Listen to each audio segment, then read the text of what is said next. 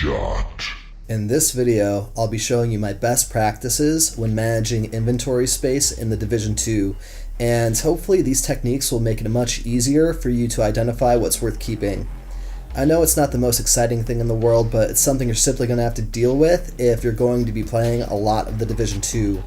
I broke this tutorial down into 4 sections: weapons, gear, gear mods, and skill mods, because each of these categories require different approaches when deciding what to keep and what to throw out. But first, let's go through 4 basic principles of inventory management.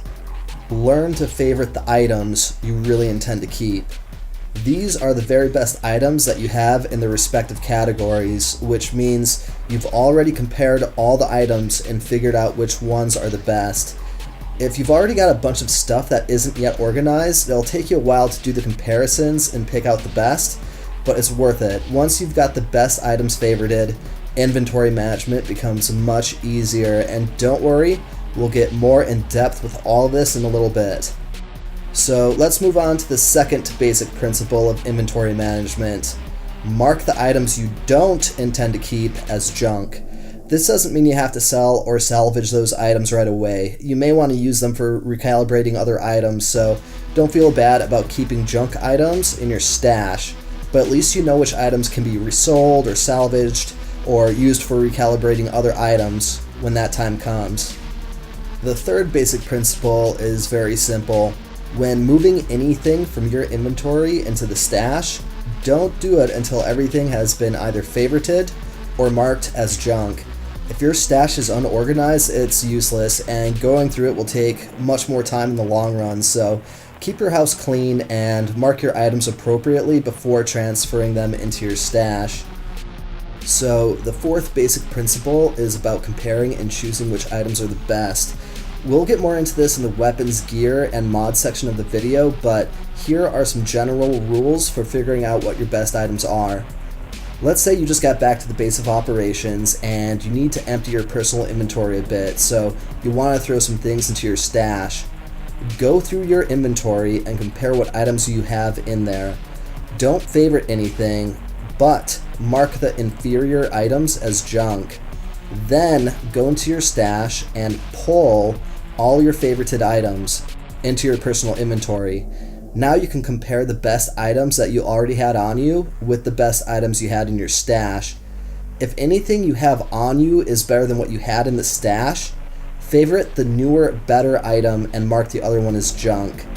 Now you can confidently throw everything back into the stash, knowing what your best items are. With the basic principles out of the way, let's talk about the specific categories, starting with gear pieces.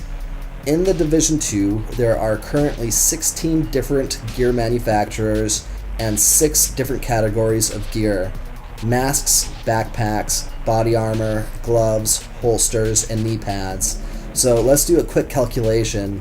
16 gear manufacturers times 6 pieces of gear equals 96 total pieces of gear you'll want to get if you want every piece of gear in the game. That's a lot, especially considering the stash only holds 150 items, and we haven't even gotten to the weapons or mods yet. It'll take a ton of time to get all 96 pieces of gear, so it's still a good goal to shoot for. Managing gear is actually pretty easy, and it follows the fourth basic principle of inventory management. For example, let's say you have 3 Arialdi Holdings gloves in your inventory. Figure out which one is the best and leave it alone. Then mark the other 2 as junk. Now, go into your stash to see if you already have an Arialdi Holdings gloves favorited in there. If you do, move it into your inventory and compare it to the new set of gloves. Choose which one is better and make sure to have it favorited. And of course, make sure the inferior set is marked as junk. If you didn't already have an Arialdi Holdings pair of gloves in your stash, then congratulations, you have a new piece of gear you didn't have before. Make sure to favorite it before you put it back into the stash. This rule applies to all the categories of gear: the masks, backpacks, body armor, gloves, holsters, and knee pads. As you can see, having a system in place takes away any question about what to keep and what can be salvaged, sold, or used for recalibration.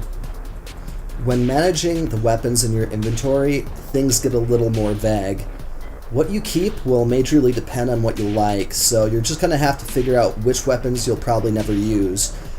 To help form your opinions more quickly, you can take untested weapons down to the firing range where you can get a feel for them. I personally like LMGs and assault rifles the most, so I have around 4 or 5 different types of LMGs or assault rifles favorited at any given time. I'll replace those same assault rifle and LMG models with newer and better ones as they come in. As far as the weapon types I like less, I'll figure out my favorite 2 or 3 models and have those favorited, again replacing them with better models as I get them. For instance, I only keep 2 different models of shotguns that I update with better versions over time. You can make some pretty quick and accurate judgments about the weapons by looking at the damage, RPM, magazine size, stability, accuracy, and available modding slots. You simply can't keep every weapon you pick up, and you simply can't use all the weapons you've acquired. So figure out what you like and mark the rest as trash. Now onto the skill mods. You've got the Pulse, Turret, Hive, Chem Launcher, Firefly, Seeker Mine, Drone, and Shield, all of which have modding slots you can utilize. I think there are 2 major philosophies when it comes to managing your skill mods. The first philosophy is to keep as many skill mods as possible. The really good mods require a ton of skill power to use, and the lesser skill mods require less skill power to use. So if you don't want to have a straight up skill power build, you could still utilize lower level skill mods, but this will fill up your inventory really fast.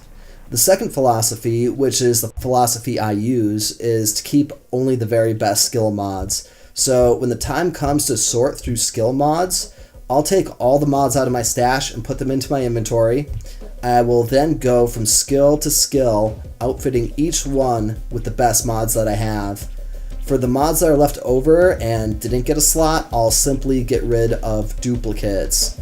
There are different types of skill builds, so it's definitely advisable to try and keep one of each of the skill mods. So the last thing I want to go over is the gear mods. I recommend using the same process as used for skill mods. Take all the gear mods out of your stash, put them into your inventory, and equip your gear with the best gear mods you have. You can actually save inventory space by equipping gear that you're not wearing with gear mods. If a mod is equipped to a piece of gear, that mod won't utilize any inventory space. This strategy works in parallel with utilizing multiple loadouts anyway, so your best gear mod should always be equipped to one piece of equipment or another. For any gear mods that aren't being used, again, just get rid of the inferior duplicates. In summary, never put anything into your stash unless it's marked as favorite or as junk. Take the time to figure out which weapons you like from each weapon type and get rid of the rest. Equip all the mods you can for your skills and your gear, and then get rid of the duplicates. Everyone has their own way of doing things, but hopefully this video has given you some ideas of how to systemize your inventory management.